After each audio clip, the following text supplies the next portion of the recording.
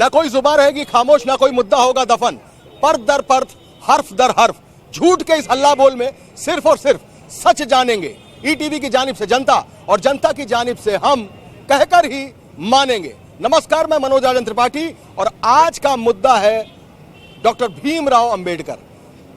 योगी सरकार ने एक आदेश जारी किया है कल ही कि सभी मंत्रालय के महकमे और महकमों के दफ्तरों में अंबेडकर जी की फोटो लगाई जाएगी। वहीं दूसरी तरफ उत्तर प्रदेश में कई जगहों पर अंबेडकर की प्रतिमा तोड़ी गई है। आखिर क्या है, क्यों ये हो रहा है?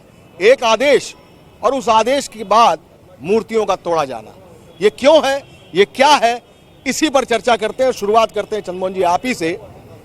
ये आदेश और फिर मूर्ति, और आप तो उधरी के रहने वाले भी हैं। देखिए, भारतीय जनता पार्टी हमेशा से महापुरुषों के प्रति संविधानबद्ध रही है और डॉक्टर भीमराव अंबेडकर जी का एक विशेष स्थान है, विशेष महत्व है।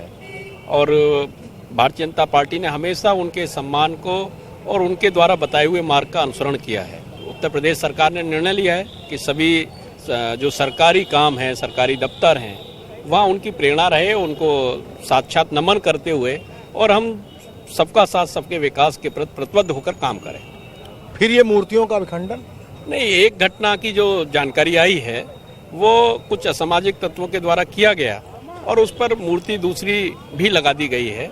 और ये वहाँ पर कुछ शरारती तत्व हैं जिनके द्वारा ये किया गया, उनको आइडेंटिफाइड किया गया है। और सरकार ने, उत्तर प्रदेश के मुख्यमंत्री जी ने कठोर आदेश दिए हैं कि किसी भी हालत में किसी भी महापुरुष की प्रतिमा के साथ में कोई भी व्यवहार जो संविधान सम्मत नहीं है वो नहीं होना चाहिए। अगर कोई व्यवहार होता है तो उसके लिए जिम्मेदारियां तय होंगी, कार्रवाइयां होंगी। सुरेंद्र राजपूत जी, बतौर कांग्रेस प्रवक्ता आपको क्या लगता है कि एक तरफ ये आदेश और दूसरी तरफ ये घटना, ऐसा क्यों? देखिए, विचार वर्सेस विचारधारा की लड़ाई है। जिन लोगों ने लेनिन की मूर्ति को तोड़ करके अमर शहीद भगत सिंह जी का अपमान किया, उसके बाद ये चर्चा शुरू हुई, बात शुरू हुई और हर जगह मूर्ति भंजन शुरू हुआ है। और उन्हीं विचारधारा के द्वारा शुरू हुआ है जिस विचारधारा ने त्रिपुरा में लेनिन की मूर्ति तोड़ी और भगत सिंह का अपमान किया। उसके बाद आप देखिए पेरियार की मूर्ति तोड़ा जाना, उसके बाद आप देखिए श्यामा प्रसाद मुखर्जी की मूर्ति पर कालिख पोता जाना, उसके बाद आप देखिए अंबेडकर जी की मूर्ति को तोड़ा जाना, आज केरल में गांधी की मूर्ति जी को तोड़ देना। ये एक ही विचारधारा के लोग हैं। ये वो लोग हैं कि जब यहां से टोपी खत्म हो जाएगी ना, तब चोटी वाले मारे जाएंगे। क्योंकि भीड़ की कोई भी ना धर्म होता है, ना जाति होती है। हिंसक भीड़ सिर्फ हिंसक होती है और ये भारतीय जनता पार्टी को समझना होगा। जिन लोगों ने, इन लोगों को सांप के कांटे का मंत्र नहीं आता और बिल में हाथ डालते हैं। आप देखें, रजत सेठी ने, जो इनका पूर्वोत्तर राज्यों का रणनीतिकार है, उसने खुलेआम माना कि त्रिपुरा में हाँ हमने तोड़ी है मूर्ति। आप इस चीज को, उसके बाद आप कैसे अमित शाह जी और नरेंद्र मोदी जी और कठोर आदेश योगी जी की बात कर रहे हैं? आप अगर एक जगह भी कठोरतम कार्रवाई कर देते तो दूसरी जगह पे इस मूर्ति को तोड़े जाने की बात आती ही नहीं। हमारा स्पष्ट कहना है भारतीय जनता पार्टी से, मूर्ति तोड़ना या इस सारी चीजों को करके आप सत्ता हासिल करना चाहते थे ना त्रिपुरा में, आपने कर ली। अब सत्ता चलाइए, लोगों के बीच में रहिए। आप इस तरीके की आप हरकत करेंगे तो ये देश के संविधान को और सोशल फैब्रिक को तोड़ने का काम होगा, जिसका नुकसान आपको है। असीम वक़्त MIM की तरफ से आप हैं।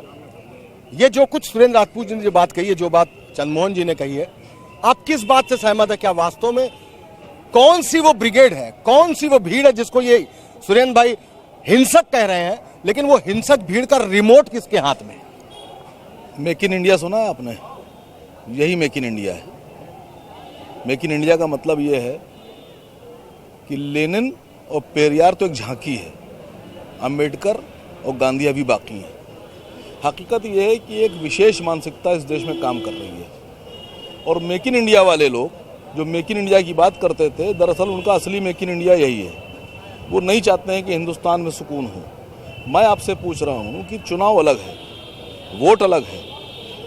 आपको सरकार में लोगों ने चुन लिया है, बहुत अच्छी बात है, लेकिन ये तो नहीं हो सकता कि आप जो दूसरे धर्म के या दूसरे पार्टी के लोग हैं उनकी आइडियोलॉजी को आप तोड़ेंगे। नहीं गिरा सकते सर आप। गांधी राष्ट्रपिता हैं और गांधी की मूर्ति जो लोग तोड़ रहे हैं, तो ये कन्फर्म हो रहा है कि वो गांधी वाले लोग तो नहीं हैं, वो गोडसे वाले लोग हैं। और अगर हुकूमत गोडसे वाले लोगों की चल रही है तो कार्रवाई नहीं करेगी, और अगर गोडसे के मुनाफिक वाली और देश को आगे ले आने वाली और अमन चैन वाली हुकूमत है तो ऐसे लोगों पे कार्रवाई होगी। जो संविधान पुरुष जनाब अंबेडकर साहब का अपमान कर रहे हैं, उनकी मूर्ति तोड़ रहे हैं, राष्ट्रपिता का अपमान कर रहे हैं, उनकी मूर्ति तोड़ रहे हैं, दलित हमारे जो भाई हैं उनके भगवान हैं पेरियार, उनकी मूर्ति आप तोड़ रहे हैं, तो आप क्या चाहते हैं कि सिर्फ एक जाति विशेष हिंदुस्तान में रहेगी, एक धर्म विशेष रहेगा हिंदुस्तान में? मुजाहिद किदवई जी समाजवादी पार्टी की तरफ से हैं, जिस तरीके से अंबेडकर की प्रतिमाएं तोड़ी गई हैं, जिस तरीके से लेनिन की प्रतिमा तोड़ी गई, और अब एक आदेश भी है कि सभी महकमों में अंबेडकर जी की प्रतिमा लगे, कैसा कंट्रास्ट है ये, क्यों हो रहा है ये ऐसा? देखिए साहब, ये लोग जाति और धर्म की राजनीति करते हैं। अभी कुछ दिन पहले एक बहुत बड़ा डिबेट हुआ कि संविधान के पेपर पर जो साइन है उसमें लिखा है बाबा राव भीमकट रामजी अंबेडकर, राम जी, तो ये राम जी के भक्त थे और अंबेडकर जी राम जी लिखते थे। इस पे बहुत बड़ी चर्चा चली। जब इन्होंने देखा कि राम जी से फायदा नहीं हो रहा, क्योंकि इनके पास राम, गाय, गोबर, ईद, बकरीद, लाइट, यही मुद्दे हैं। आप देखिए कि सरकार में चिल्लाते थे कि समाजवादी पार्टी में लाइट नहीं आती, अब की होली में लखनऊ में लाइट नहीं थी, लेकिन इन मुद्दों पर ये बात नहीं कर रहे। ये देख रहे हैं कैसे हम समाज को बांटें, और बांटने के काम में ये क्या कर रहे हैं कि इन्होंने पेरियार की मूर्ति गिरा दी, इन्होंने अंबेडकर जी की जिन्होंने संविधान लिखा उनकी मूर्ति गिरा दी, ताकि हम भाई को भाई से लड़ा सकें, हम समाज को बांट सकें और अपने वोटों की राजनीति कर सकें। इस पर मुझे मनोज जी एक शेर याद आ रहा है कि हम ही हैं बुनियाद का पत्थर, लेकिन हमें घर से निकाला जा रहा है। बड़े शर्म की बात है कि भीमराव अंबेडकर जी की मूर्तियां तोड़ी जा रही हैं। सभी ने आरोप लगा दिया, ये सब आप और आपके समर्थक कर रहे हैं। आरोप हैं, आरोप ही लगाएंगे, इनको आरोप लगाने चाहिए, क्योंकि जिस तरीके से देश का जनमत और देश का मानस आज राष्ट्रवाद के साथ में खड़ा हो रहा है, तो इनके पास आरोप लगाने के अलावा कोई नहीं है। पेरियार जी के खिलाफ कौन खड़ा हो रहा है? अंबेडकर के खिलाफ कौन खड़ा हो रहा है? अंबेडकर जी के खिलाफ कौन खड़ा हो रहा है? वो जो खड़े हो रहे हैं उनको सजा मिलेगी। अंबेडकर जी के खिलाफ इस देश में कोई खड़ा नहीं हो सकता। आप ये भी नहीं बताने पूरी तरीके से हर हालत में उनको आइडेंटिफाइड किया जाएगा, सजा दी जाएगी, कोई नहीं बचेगा। एक बात मैं जोर दे के कहूंगा कि उत्तर प्रदेश में भारतीय जनता पार्टी की सरकार को 12 महीने हुए, एक भी दंगा नहीं हुआ है प्रदेश में। क्यों नहीं हुआ है? और कौन नहीं? कासगंज में दंगा नहीं हुआ। दंगा जब होता है जब अलीगढ़ में होता है, दंगा जब होता है जब मेरठ में होता है। दंगा अलीगढ़ के लोगों से ज्यादा कौन नहीं जानता है कि दंगे का मतलब क्या होता है। दंगा आज अलीगढ़ में कोई दंगा क्यों नहीं हो रहा है? किसने अलीगढ़ में दंगे को कंट्रोल किया है? आप दंगाइयों के साथ हाथ मिलाने वाले लोग, दंगाइयों को विशेष विमान से बुलाने वाले लोग, आज उत्तर प्रदेश विकास की राह पर आगे जा रहा है तो फिजूल के मुद्दे की बात कर रहे हैं, बेवजह के मुद्दे की बात कर रहे हैं और साजिश रचने का काम कर रहे हैं। आज उत्तर प्रदेश की सरकार साजिशों को बेनकाब कर रही है। देश के प्रधानमंत्री जी ने, स्पष्ट रूप से देश के गृह मंत्री जी ने, भारतीय जनता पार्टी के प्रदेश अध्यक्ष, आप बताओ कि श्यामा प्रसाद मुखर्जी जी की मूर्ति पर जिस तरीके से हुआ, कौन लोग थे उसमें आइडेंटिफाइड हुए, किसने, और क्या फिर आप बताओ? नहीं, कैसे हुए? लेकिन कौन है, कौन विचारधारा है? वो विचारधारा कौन है जो श्यामा प्रसाद मुखर्जी पर है? अब नहीं, आप चितवी मेरी पटवी मेरी सिक्का मेरे बाप का, ये नहीं चलेगा इस देश में। इनका कहना है कि श्यामा प्रसाद मुखर्जी की भी प्रतिमा पर काली पोती। ये तो मनोज भाई, इनके कहने से पहले मैंने कहा, जिन लोगों ने लेनिन की मूर्ति गिराई, अंबेडकर की मूर्ति को खंडित किया, पेरियार की मूर्ति गिराई, वही विचारधारा है श्यामा प्रसाद मुखर्जी की मूर्ति को कालिख पोसने वाली। मैं एक बड़ा पुराना शेर कहता हूं ना आपसे कि जलते घर को देखने वालों, फूस का छप्पर आपका है, आगे हवा का तेज है झोंका और मुकद्दर आपका है। और उसके कत्ल पे मैं भी चुप था, अब मेरा नंबर आया, मेरे कत्ल पे तुम भी चुप हो, अगला नंबर आपका है। यहाँ पर प्रश्न ये नहीं है, प्रश्न 2-3 है। अब आप देखिए, दलितों का, पिछड़ों का भारतीय जनता पार्टी कितना सम्मान करती है, अपमान करती है। जैसे मायावती जी का और अखिलेश यादव जी का समझौता हुआ, वैसे ही वो सांप छुछुंदर हो गए। नहीं, राज बब्बर जी ने बहुत सम्मान बढ़ाया, उस गठबंधन का सम्मान राज बब्बर जी ने बढ़ाया, लिखित पढ़त में बढ़ाया। आप यहाँ पर बीच में प्रदेश अध्यक्ष हैं, राज बब्बर जी कांग्रेस के प्रदेश अध्यक्ष हैं, उन्होंने उस गठबंधन के बारे में जो टिप्पणी की है वो राज बब्बर जी की व्यक्तिगत राय नहीं है, वो प्रदेश अध्यक्ष की राय है। और उनके गठबंधन, वो जो राज बब्बर जी टिप्पणी कर रहे हैं तो वो बिल्कुल सच है, वो दलित और पिछड़ों का गठबंधन है। आप देखो इस देश में जाति की और मजहब की राजनीति कौन कर रहा है? केवल और केवल ये आपके ये अभी जब हम लोग बात करते हैं तब ये होता है कि अपनी अपनी बारी में बोला जाए, ये किया जाए। राज बब्बर जी की टिप्पणी बिल्कुल समायोजित है, राज बब्बर जी की टिप्पणी का हम सहमत है, पूरी तरीके से साथ में। लेकिन किसी महिला को शूर्पणखा कहना मायावती जी को, सांप कहना पिछड़ों को, नेवला कहना दलितों को, और उसके बाद अंबेडकर की फोटो लगा करके बात करना, ये कथनी और करनी में कितना अंतर है, इस चीज को आप नहीं देखेंगे। यहां पर तो आदरणीय योगी जी सांप छुछुंदर, केर बेर, सांप नेवला, सीधे सीधे पिछड़ों को, दलितों को जिस तरीके से अपमानित। चुनावी गठबंधन अपनी जगह पे, चुनाव में हम उनके खिलाफ खड़े हुए हैं, हम अपना लड़ रहे हैं, लेकिन हम किसी को शूर्पणखा कहें, किसी को सांप कहें, किस दलित को सांप कहें, और क्या नाम मायावती को शूर्पणखा कहें, रेणुका चौधरी को शूर्पणखा कहें, आज महिला दिवस पर यह भी बिल्कुल क्लियर हो जाना चाहिए कि भारतीय जनता पार्टी क्या महिलाओं को शूर्पणखा मानती है? देखिए मनोज जी, ये गठबंधन नहीं है, समाजवादी पार्टी और बहुजन समाज पार्टी का कोई गठबंधन नहीं है, ये केवल डीलरों की डील है। तुम मुझे लोकसभा में वोट दिला दो, मैं तुम्हें राज्यसभा में वोट दिला दूंगा। डीलरों की डील के अलावा कुछ नहीं है। गठबंधन का एक धर्म होता है, एक चेहरा है, और उत्तर प्रदेश और मारीची कहेंगे। उत्तर प्रदेश को जिसने महिला डसा है, उत्तर प्रदेश के डसने का काम जिसने किया है, उसे सांप नहीं कहा जाएगा तो क्या कहा जाएगा? और पश्चिम और पूर्वी उत्तर के साथ आप 4-4 बार सरकार बनाएंगे, उत्तर प्रदेश में नहीं माना जाएगा। उत्तर प्रदेश में कौन नहीं जानता है?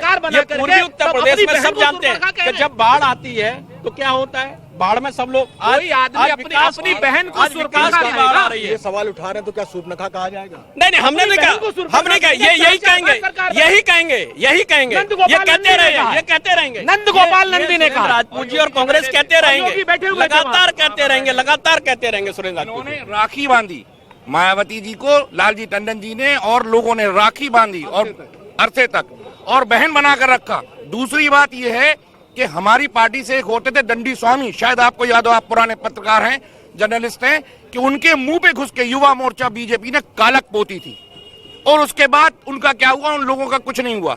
मायावती जी की मूर्ति समाजवादी पार्टी की सरकार में गिरी, रात में सुबह तक वो तैयार कर दी गई थी और उनके खिलाफ कार्रवाई हो गई थी, कुछ घंटों में ही लग गई। जी, मैं ये कहना चाह रहा हूं कि जब जहाज डूबता है तो कौन से लोग भागते हैं? चूहे भागने लगते हैं। आप देखिए कि आज हैदराबाद की पार्टी के मंत्रियों ने इस्तीफा एनडीए से दे दिया, लोग हट रहे हैं, लोगों को लग रहा है ये जहाज डूब रहा है, और जब जहाज डूबता है तो हथकंडे का आता है, मूर्ति तोड़ दो। वहां अगर 2 लोग मेघालय में होके सरकार बना रहे हैं और कांग्रेस को चांस नहीं मिल रहा, गवर्नर उन्हें इन्वाइट नहीं कर रहा, बिल्कुल ऐसा लग रहा है कि नॉर्थ कोरिया की तरह हो रहा है। बहुत देर से खामोश खड़े हैं और आप खामोश खड़े। रविशंकर जी ने तो सीरिया बनने की बात कह दी है और उस पर ओवैसी जी बड़े लाल पीले हो रहे हैं, तो क्या उनका कहना गलत है रविशंकर का? नहीं सर, ये तो आपको कहना चाहिए, हमारी आवाज़ में आवाज़ मिलाइए। हमारे हिंदुस्तान में जब 92 की घटना हुई, मस्जिद शहीद की गई, तब सीरिया नहीं बना। उससे पहले जब रथ यात्रा निकाली गई तब सीरिया नहीं बना। 90 में सीरिया नहीं बना। भागलपुर जब हुआ तब सीरिया नहीं बना। गुजरात हुआ तो सीरिया नहीं बना। रविशंकर प्रसाद जी पहले तो ये बताएं, सीरिया बनाएगा कौन? कौन लोग हैं, नाम बताएं, किसके टच में है वो? तो मिस्टर रविशंकर जी को बताना होगा कि क्या उनके अबू बकर बगदादी से कोई बात हो गई इस तरह की? और सरकार को चाहिए, उन्होंने एक बड़ा गलत बयान दिया है। उन्होंने ये कहा कि अगर न्यायालय से फैसला आता है तो हिंदुस्तान सीरिया बन जाएगा। जजेस को उनको संज्ञान लेना चाहिए, उनके खिलाफ FIR होना चाहिए, उनको जेल जाना चाहिए। ऐसे आदमी को जिसकी मानसिकता देश को सीरिया बनाने की हो, आतंकवाद की आग में झोंकने की हो, वो आदमी हिंदुस्तान में कैसे गोला घूम रहा है, ये तो भारत सरकार के प्रधानमंत्री को बताना चाहिए, गृह मंत्री को बताना चाहिए। लेकिन एक चीज बोल दूं सर, श्यामा प्रसाद की जो मूर्ति गिराई गई, अरेस्ट हो गए। और लेनिन वाला जो है वो सुरेंद्र भाई ने कहा कि वो खुल के कह रहा मैंने गिराई, उसका क्या करेंगे? किसी ने नहीं कहा। कहा है सर, कहा है उसने? सर वो कहा? अरे कैसी, अरे रणनीतिकार आपका होगा, आप कैसी बात करें? अरे भाई भाजपा के अध्यक्ष ने कहा क्या? भाजपा रजत सेठी को रजत सेठी को देव ने कहा है क्या? विप्लव देव ने कहा है क्या? राम माधव जी ने कहा है क्या? किसने कहा है? भारतीय जनता पार्टी के किस नेता ने कहा है? भारतीय जनता पार्टी के राष्ट्रीय अध्यक्ष ने कहा है, भारतीय जनता पार्टी के प्रदेश अध्यक्ष ने कहा है। ये केवल और केवल विलाप करने के अलावा, खंडित बातें करने के अलावा ये और कुछ नहीं। सर एक बात ये बता दीजिए कि अगर बीजेपी के नेता कुछ नहीं कहेंगे और बाकी अदर लोग कोई कांड कर देंगे तो क्या जब तक आप गिरफ्तार नहीं करेंगे जब तक आपके लोग नहीं होंगे? दूर मत जाइए। उत्तर प्रदेश में जो दंगा फैला रहा था मुजफ्फरनगर में, उसको विशेष विमान से बुलाया मुख्यमंत्री ने। अलीगढ़ में जो दंगाई था, जिसने दलित की हत्या की, उसके साथ आज हम का मंच शेयर कर रहे थे। आगरा में दलित की हत्या हो रही थी, कहाँ थे? आज उत्तर प्रदेश में लगातार दलितों की हत्या होती रही। हम जांच करा रहे हैं, सबको जेल भेजेंगे, सब जांच कराएंगे जेल। अरे वो भेजना शुरू कर दिया है। मैं ये देख रहा हूँ कि कितना राजनीति का स्तर नीचे चला गया है। एक दूसरे की मूर्तियां तोड़ दो, एक दूसरे को कालिक लगा दो, एक दूसरे को कुछ भी कर दो, लेकिन सबसे बढ़िया होता है कि ये स्तर थोड़ा सा और बढ़ा लीजिए तो आप लोगों की रिस्पेक्ट बनी रहेगी और हम लोग भी आपकी रिस्पेक्ट हमेशा करते रहेंगे। राजनीतिक दल ने कृपा किसी ने समर्थन नहीं किया। मैं पूरी करिए अपनी जल्दी। हमारा कहना है कि ये सरासर गलत है। कोई भी मूर्ति तोड़ना, कोई भी चीज ये सब कालक लगाना सरासर गलत है, ये नहीं होना चाहिए। सुरेंद्र भाई एक मिनट आ रहा हूँ कि भाई साहब आप बताइए, इन्होंने साफ आरोप लगाया और बिल्कुल ठीक बात है, स्टेट प्लेन भेजा गया था जो व्यक्ति मौलाना नजीर के लिए मुझे जवाब। मैं ये पूछ रहा हूँ कि जिन लोगों को वहाँ पर कंधार में छोड़ा गया वो लेके कौन गए थे? आप सुनिए, अरे और सुनिए, आप सुने आप क्या सुना? आप नहीं कंधार से जुड़े, कंधार का विषय और इसका कोई कैसे? नहीं 20,000 मुकदमे किसने वापस लिए? अखिलेश ने। अलीगढ़ का मैं हूँ, मुझे मालूम। आप ये बताइए 20,000 मुकदमे किसने वापस लिए? 20,000 किसने वापस लिए? अलीगढ़ में जितना बड़ा दंगा, उतना बड़ा समाजवादी। अलीगढ़ में जितना बड़ा दंगा उतना बड़ा समाजवादी। अलीगढ़ से नजीब गायब है, कहाँ गया? कैसी बात कर रहे हैं? अलीगढ़ में दंगाई, आप बताओ। समाजवादी पार्टी अलीगढ़ से नजीब गायब है। नहीं, आप पूरी तरीके से आज अलीगढ़ शांत है। मन्नान आज बताओ अलीगढ़ में लगातार भाई अलीगढ़ में शांति है। सुरेंद्र भाई सर देखिए, जब सत्ता कमजोर लोगों के हाथ में होती है तब मूर्तियां तोड़ी जाती हैं। जब ताकतवर के हाथ में होती है तो आपातकाल लगता है। जब आपातकाल लगता है, ताकत होती है तो आपातकाल लगता है। आप तो यही करिए, आप सपा बसपा कांग्रेस, आप इधर मैं उधर दो बदलते बातें रहिए। कहना चाहता हूँ कि आपातकाल नहीं है ये, आपातकाल होता तो कुछ और होता। सत्ता बहुत कमजोर लोगों के पास, ऐसे लोगों के पास होती है कि जो कुछ नहीं कर सकते, जो संविधान को नहीं रक्षा कर सकते, उस तरीके के कमजोर लोगों के पास सत्ता है आज की डेट में। जो लोग सिर्फ और सिर्फ आज भारतीय जनता पार्टी के लोग, अरे भाई आप बोलने क्यों नहीं देना चाह रहे हैं? आप कैसी बात कर रहे हैं? निश्चित तौर पर डरपोक आदमी है, कमजोर आदमी है, उसके पास सत्ता है। वो ना लेनिन की मूर्ति वालों को पकड़ पा रहा है, ना अंबेडकर की मूर्ति को पकड़ पा रहा है, ना पेरियार वालों की मूर्ति को पकड़ पा रहा है, और संविधान का ना गौरक्षकों के हत्यारों को पकड़ पा रहा है, और ना गाय के नाम पर मारने वाले लोगों को पकड़ पा रहा है। सिर्फ जबान दे रहा है, जुमलेबाजी कर रहा है, कह रहा है कि 80% गौरक्षक गुंडे हैं तो पकड़े क्यों नहीं जा रहे भाई? पूरे 4 साल में मनोज भाई, पिछले 4 साल में आप मुझे बता दीजिए कि चाहे वो गोरक्षा का मामला हो, चाहे दलितों के उत्पीड़न का मामला हो, गुजरात में ऊना के दलितों को मारने का मामला हो, हरियाणा में दलितों को मारने का मामला हो, और या किसी को रामजादे और हरामजादे कहने का मामला हो, और या फिर उत्तर प्रदेश में जिस प्रकार से अभी कह रहे दंगे नहीं हुए, देवरिया से लेकर के सहारनपुर तक कहां कम्युनल टेंशन नहीं हुआ इनके उसमें? जरा हमें बता दे, कासगंज सहित। लेकिन चूंकि भाई इनकी सरकार है, ये मानेंगे नहीं। आप उठाइए उसकी जीडी उठाइए, पुलिस की एनसीआरबी के आंकड़े उठाइए, 461 या 680 से ज्यादा दंगे रिपोर्टेड हैं इनके यहाँ पर। इस तरीके की जो परिस्थितियां जो सरकार पैदा कर रही है, पूरे देश में पैदा कर रही है कि you show me the face, I show you the rule, वो जो काम कर रही है ये सरकार, ये कमजोर लोगों के हाथ में सरकार है। अगर मजबूत लोगों के हाथ में सरकार होती तो दंगाइयों की यह हैसियत नहीं है कि एक मूर्ति के बाद दूसरी मूर्ति को, और लेनिन सहित और श्यामा प्रसाद मुखर्जी की मूर्ति पर कालिक, और इन लोगों को डूब मरना चाहिए। आज तक कुछ नहीं कर पा रहे, और जगह होता तो धारा 356 लगा दी होती। मतलब आप देखो, धारा 356 का इस देश में दुरुपयोग कब किया है?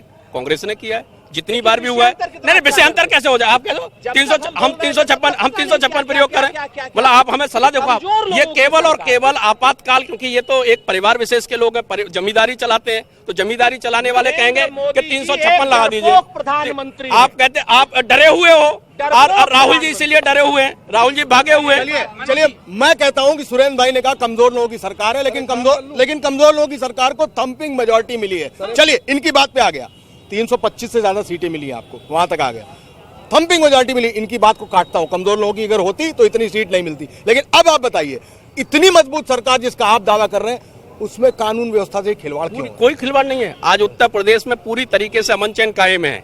आज देखो, समाजवादी पार्टी के लोग जगह जगह, आजमगढ़ से लेके अलीगढ़ से लेके सब जगह आपराधिक वारदातों में पाए जा रहे हैं, और लगातार आपराधिक वारदातें हो रही हैं। कौन करा रहा है उत्तर प्रदेश? शरारत कौन करा रहा है? सरकार कौन करा रहा है? पूरी तरीके से आप देखो, सहारनपुर का सच सबके सामने। कौन चंद्रशेखर के पीछे था? जो चंद्रशेखर जो वहां वो बवाल करा रहा था, उसके पीछे कौन लोग थे?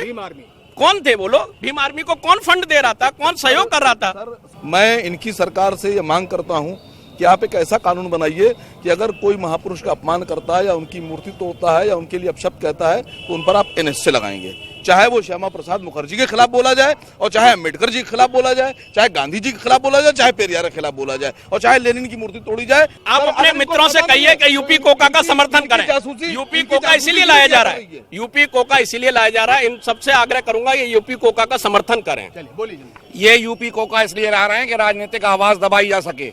NSA इसीलिए आया था, और बॉम्बे में इसीलिए आया। ये कह रहे हैं कि हमारे राष्ट्रीय अध्यक्ष ने कुछ नहीं किया, वो जो कहते हैं वो बात मानी जाती है। तो इनके राष्ट्रीय अध्यक्ष ने कहा था कि 15 लाख रुपए आएंगे और हम 2 करोड़ लोगों को रोजगार देंगे। तो राष्ट्रीय अध्यक्ष जी की वो बात मानी जाए या नहीं? और बाद में उन्होंने कह दिया वो जुमलेबाजी थी। छोटी सी बात सुरेंद्र भाई, क्या होना चाहिए? देखिए, संविधान का पालन होना चाहिए, और दुर्भाग्यपूर्ण स्थिति है कि इस देश में बहुत कमजोर लोगों की सरकार है। वो सब कर रही है, वो इस डाल से उस डाल पे वो काम करती दिख रही है, पेंडुलम की तरीके से दिख रही है, ऐसे ऐसे घूम रही है वो, लेकिन निश्चित उद्देश्य की सरकार नहीं है। उसके पास कोई नीति, नियम और सिद्धांत नहीं है। अगर होता तो कानून के खिलवाड़ करने वाले जेल के अंदर होते, चाहे वो भारत तेरे टुकड़े होंगे इंशाअल्लाह वाले 8 लड़के हों, जो आज की डेट में भी एब्सकॉन्डिंग है। भारतीय जनता पार्टी की पुलिस ढूंढ नहीं पा रही है। यूपी कोका में, और जो मेरी डिमांड है ये अलग है, यूपी कोका आप ला रहे हैं वो गलत है। ऐसे लोगों के साथ क्या होगा? मैंने कहा ना, यूपी कोका आएगा और कार्रवाइयां होंगी। और मैं आपको कहूंगा, जो लोग ये यूपी कोका आएगा, कार्रवाई होगी, कार्रवाइयां हो रही है। जो देखे, जो भी कानून तोड़ रहा है, जो भी कानून कार्रवाई नहीं होगी, जो भी कानून तोड़ रहा है उसको जेल भेजा जा रहा है। जेल में आजमगढ़ से लेकर अलीगढ़ तक जो भी कानून हाथ में ले रहा है वो जेल भेजा जा रहा है। जेल भेज, और देखो, गरीबों की सरकार, दलितों की सरकार, वंचितों की सरकार, ये कमजोर कहेंगे क्योंकि उसका संबंध उस गांधी परिवार से नहीं है। तो जो गांधी परिवार का नहीं है वो कमजोर हो गई, क्योंकि वो गरीब है, वंचित है, शोषित है, पिछड़ा है। उसी को आप मुख्यमंत्री हैं गोरखपुर के, जाके देखिए सड़कों पे गड्ढे हैं, बच्चे जो मरे उनकी कोई इंक्वायरी नहीं हुई। उन माँ बापों से पूछिए जिन बच्चों की लाशें थी, कोई चीज काम की नहीं हो रही है, सिर्फ बातें हो रही हैं। डॉक्टर भीमराव अंबेडकर की प्रतिमा खंडित नहीं होनी चाहिए। डॉक्टर भीमराव अंबेडकर का चित्र हर मंत्रालय, हर महकमे, हर दफ्तर में लगना चाहिए। सब इसका स्वागत करते हैं। लेकिन सच बात यह है, सरकार से गुजारिश भी है कि ऐसे लोगों को उठाकर जेल के अंदर ठूंस देना चाहिए, क्योंकि इसी प्रदेश में एक झंडे की घटना पर दंगा हो जाता है, एक नारे पर बलवा हो जाता है। तो ऐसा तो नहीं कि कहीं इन मूर्तियों को खंडित करने से अमन चैन खंडित हो रहा हो। कल फिर एक मुद्दे पर, फिर एक मौके पर मिलेंगे, और जब मिलेंगे तो कहकर ही मानेंगे।